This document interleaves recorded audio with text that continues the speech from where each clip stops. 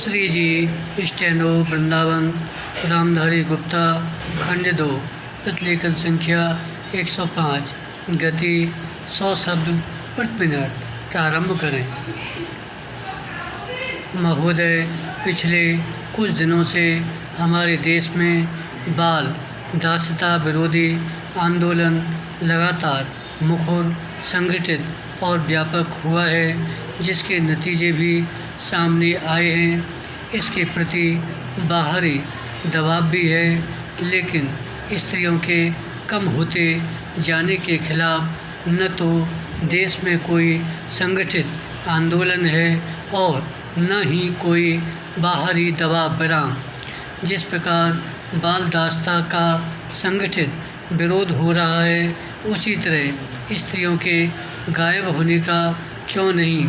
आज भी देश के बहुत से हिस्सों में कन्याओं को जन्म लेते ही मार दिया जाता है, और तो और समाज के रूढ़ दृष्टिकोण के कारण शिक्षा और विज्ञान भी कातिलों की मदद कर रहे हैं। बराम प्रसव पूर्व लिंग निर्धारण की बढ़ती हुई लोकप्रियता और इस परीक्षण के पक्ष में दिए जाने वाले तर्क हमारी सामाजिक संरचना की अभिव्यक्ति है।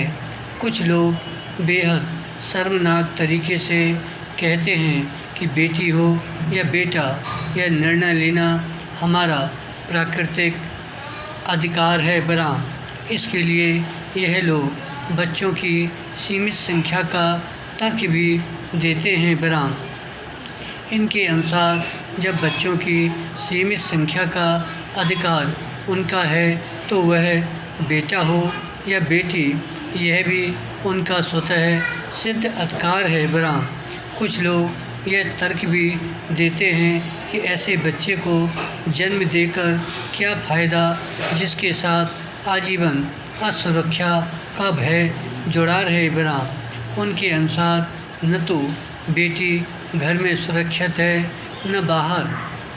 बराम न वह शादी से पहले सुरक्षित है, न शादी के बाद। बराम न वह पढ़ाई लिखाई के स्थान पर सुरक्षित है और न ही कामकाज के स्थान पर। बराम न वह परिजनों से सुरक्षित है और न ही अन्यों से।